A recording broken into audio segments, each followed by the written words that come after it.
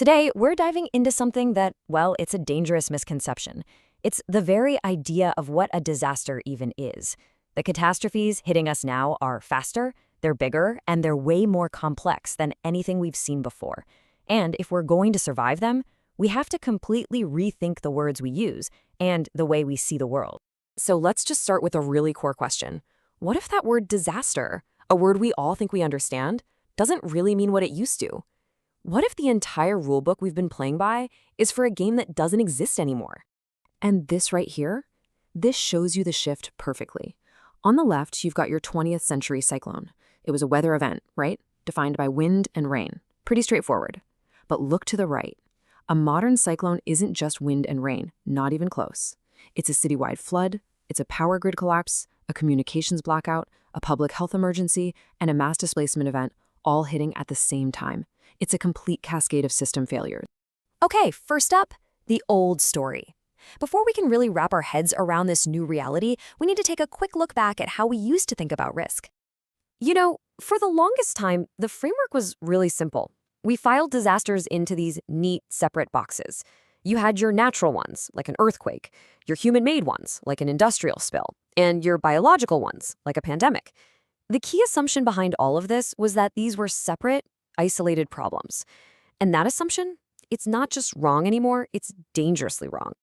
And that brings us to the big change. The rules have changed. We've officially entered a new geological era. It's called the Anthropocene. That's just a fancy way of saying we're now in an age where human activity is the single biggest force shaping our planet's climate and its environment. And in this new age, that old disaster rulebook has been thrown right out the window. This is where a new term becomes absolutely critical: the new age disaster. This is not just a bad storm. It's a high-impact event whose power, whose frequency, and whose destructive reach are all being massively shaped by us, by our changing climate, by our massive cities, and by how much we all depend on fragile, interconnected technology. So what does that actually look like? Well, this new reality has 5 key features. These disasters are climate accelerated, basically supercharged by a warmer planet. They have nonlinear escalation, which means a tiny change can cause a massive, totally unexpected outcome. They're amplified by our cities, they compound and cascade in these crazy chain reactions, and they prey on our deep technological fragility. And this is so important to get right. Climate change doesn't usually create a disaster out of thin air. Instead, what it does is act as a force multiplier. It takes the risks we already face, a storm, a drought, a heat wave, and it just cranks the dial up, amplifying their frequency, their intensity, and their complexity, turning what might have been a bad day into an absolute catastrophe. So what's the engine driving all this? What's the mechanism? It comes down to 2 C's: compound and cascading events. We have to understand that these aren't single punch events anymore. They're interlocking crises in a devastating chain reaction. This flowchart here shows you exactly how it works. It's like a row of dominoes tipping over. First, a hyper-intense cyclone makes landfall. That triggers the next domino, widespread flooding.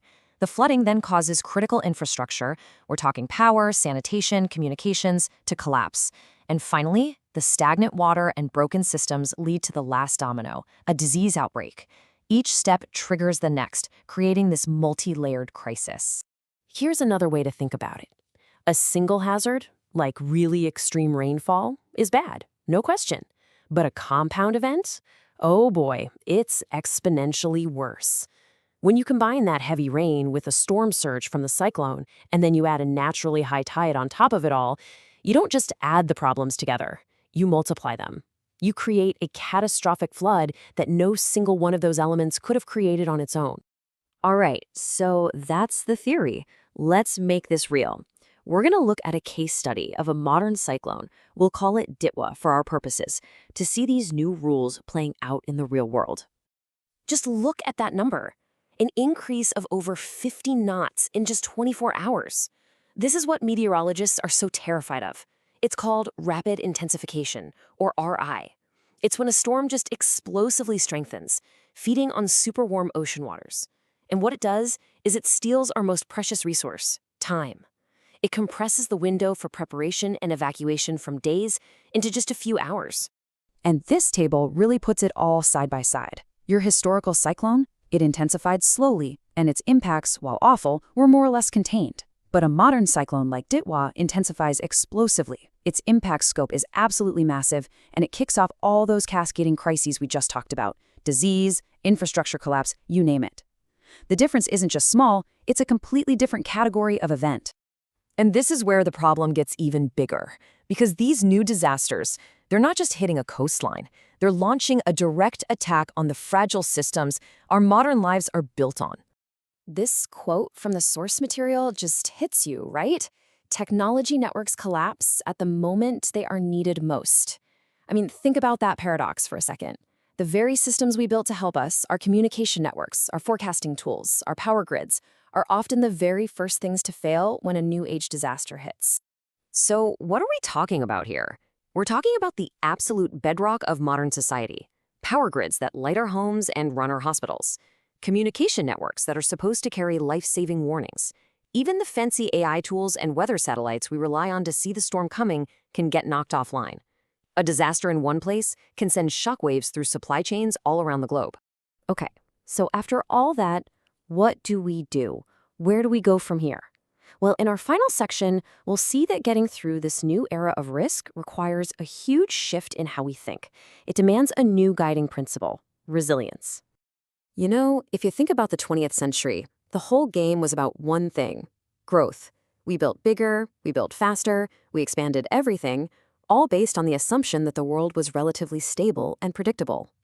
But that world, it's gone. The 21st century can't just be about growth anymore. It has to be about resilience. It's about building systems, societies, and communities that can absorb shocks, that can bend without breaking, and that can recover from the kinds of complex, cascading disasters that are, frankly, the new normal. And that leaves us with one last really big question to chew on. Just look around you. Look at our cities, our power grids, our supply chains, and ask yourself, are they built for the stable world that was? Or are they built for the volatile, unpredictable world that is?